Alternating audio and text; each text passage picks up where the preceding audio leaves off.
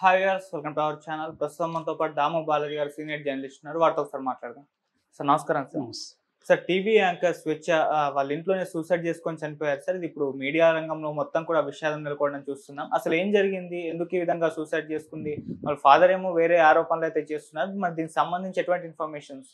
Yeah tea న్యూస్లో పనిచేస్తున్న senior journalist స్వేచ్ఛ వటార్కర్, ఆమె పూర్తి పేరు స్వేచ్ఛ వటార్కర్, నిన్న 8:30 ప్రాంతంలో రాత్రి ఆత్మహత్య చేసుకుందని చెప్తున్నారు. పోలీసులకి 9:20 న్యూస్ అందింది. దాంతో చిక్కడపల్లి సిఐ రాజునాయక్ ఆధ్వర్యంలో పోలీసులు వెళ్ళారు.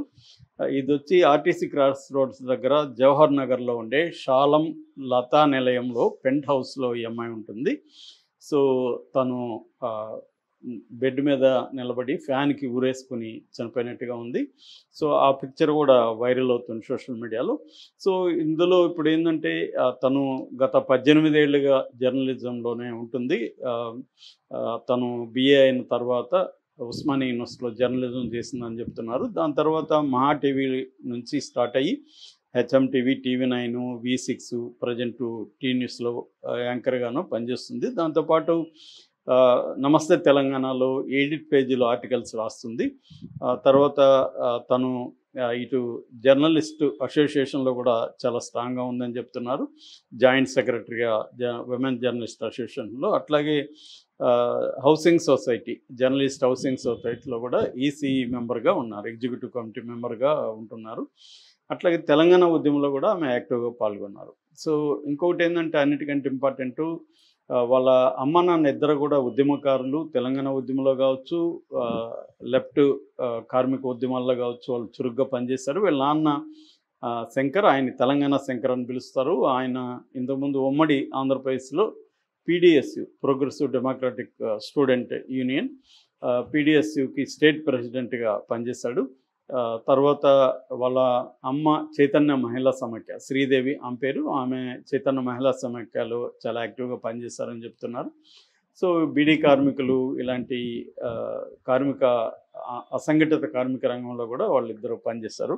బాగా తెలంగాణ ఉద్యమంలో యాక్టివ్గా ఉన్నారు కాబట్టి తెలంగాణ ప్రజల్లో విస్తృత సంబంధాలు ఉన్న కుటుంబం.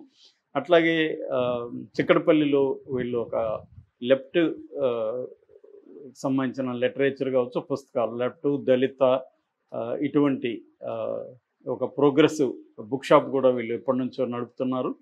సో ఈ అమ్మాయి కూడా చాలా డైనమిక్, చురుకు, పేరుకు తగినట్టు స్వేచ్ఛగా ఉండడం ఉంది. అలాగే ఈ అమ్మాయి చాలా సున్నితమైన పోయిటరీ కూడా రాసిందని చెప్తున్నారు. మట్టిపూల గాలి అనే ఒక సంకలనం కూడా 2 ఏళ్లకు ముందు తీసుకొచ్చారు. దానికి ఏలే లక్ష్మణ్ కవర్ డిజైన్ వేశారు. దాని ముందు మాట ప్రముఖ కవి సీతారాం రాశారు. దాంట్లో ఆ కవిత్వం మనం చూస్తే, నేను కూడా చూశాను కొన్ని కవితలు, ఆ కవిత్వంలోనే ఈమె కొంత దుఃఖం కనిపిస్తుంది. ఆయన కూడా బ్లర్బులో కూడా రాశాడు, దుఃఖపు దుప్పటి, రక్తపు ముసురు, కన్నీటి పూలు. ఈమె కవిత్వం ఉద్వేగ ప్రధానంగా ఉంటుంది, సంవేదనలు ప్రచండం అని రాశాడు. అట్లాగే గాయపు రంగులు, ఉద్వేగపడుతున్న కంటి అలా, ఇలాంటి కాన్సెప్ట్లు ఆ అమ్మాయి కవిత్వంలో ఉందని సీతారాం కూడా రాశారు. అలాగే ఒక ఫ్రెండ్ కూడా ఫేస్బుక్లో పోస్ట్ పెడుతూ చాలా దుఃఖపు కవిత్వం ఎక్కువ ఈమె రాసింది, అంటే ఒక ఒంటరితనం ఈమె లోపల ఉంది అనేది చెప్పారు. అట్లాగే ఈమె కూడా చెప్పుకుంటూ సారంగలో చాలా పోయం, సారంగ అనే వెబ్ మ్యాగజైన్ ఉంది, అప్సర్ నడుపుతారైన, అప్సర్ కల్పన రెంటాల.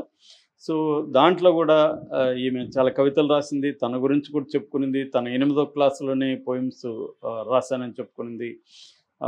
ఇండివిజువాలిటీ, ఆత్మగౌరవం, ఈ రెండింటికి తాను ప్రయారిటీ ఇస్తానని చెప్పింది. అవి లేని చోట, అది ఎటువంటి ప్లేస్ అయినా, అది ఎటువంటి మనిషి అయినా, నేను అక్కడ ఉండలేను, అంటే నాకు అస్తిత్వం ముఖ్యం, వ్యక్తిత్వం ముఖ్యం అని కూడా ఆమె చెప్పుకుంది. సో అస్తిత్వం, వ్యక్తిత్వం లేని చోట నేను ఉండలేనని కూడా ఆమె డిక్లేర్ చేసుకుంది. సో ఇదంతా పరిశీలించినప్పుడు తన వ్యక్తిగత జీవితంలో చాలా ఇబ్బందులు ఉన్నట్టుగా మనకు అర్థమవుతుంది. తను ఒక 5 ఏళ్లకు ముందు భర్తతో విడిపోయింది. ఆ భర్తకి ఈమెకి ఒక పాప ఉన్నారు, సంధ్యా కమల్ పాప పేరు, 14 సంవత్సరాలు.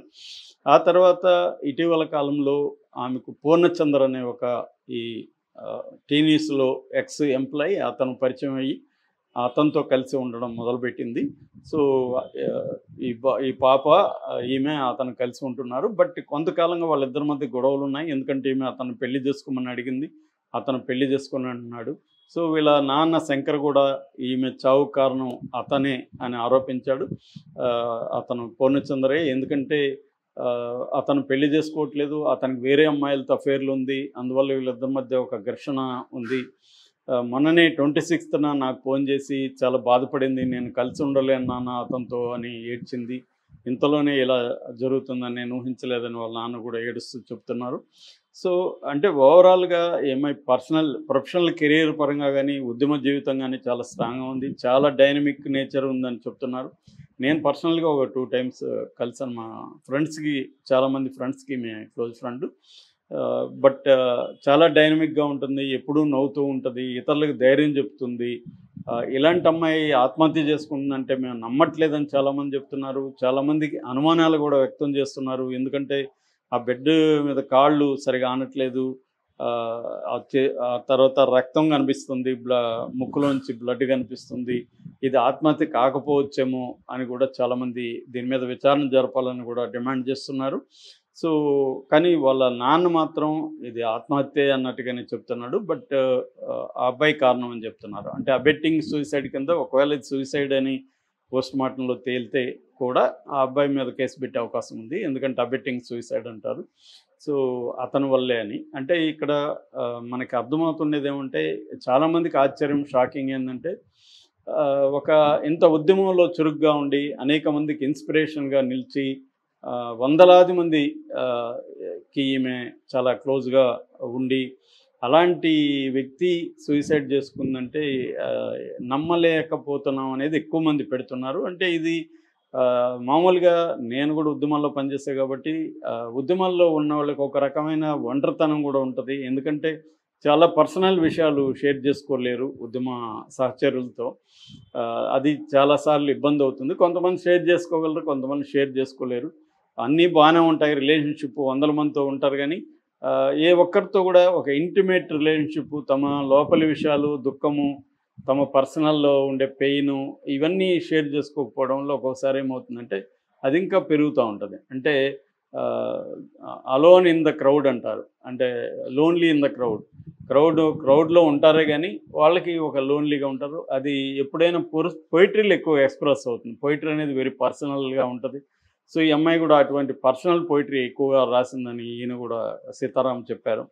సో ఈమె చెప్పుకోలేకపోవడం, ఒకవేళ చెప్పుకున్నా కూడా ఫ్రెండ్స్ సాల్వ్ చేయలేని ఒక కాంప్లెక్స్ సిచ్యువేషన్ ఈమె దీంట్లో ఉంది. ఎందుకంటే ఆల్రెడీ ఒక హస్బెండ్తో విడిపోయింది. ఇక రెండవ వ్యక్తి ఏమో పెళ్లి చేసుకొని కమిట్ అవ్వడానికి అతను సిద్ధంగా లేడు. నిజానికి అతనే వెంటబడి ఈమె ఇంకెవరు వద్దు నా జీవితంలో, నేను కెరీర్కి ఇంపార్టెన్స్ ఇస్తాను అనుకున్నప్పుడు అతనే వెంటబడ్డాడని కూడా వాళ్ళ నాన్న చెప్తున్నాడు. సో దాంతో ఈమె కూడా మనకి ఒక మగ అతను ఉంటే బాగుంటుంది, తండ్రి స్థానంలో కూతురికి కూడా ఒకరు ఉంటే బాగుంటుంది అని ఆలోచించి అతనితో కమిట్ అయింది. బట్ అతను కమిట్మెంట్ ఫోబియా కావచ్చు, లేకపోతే ఇతర అమ్మాయిలతో అఫేర్లు కావచ్చు, లేకపోతే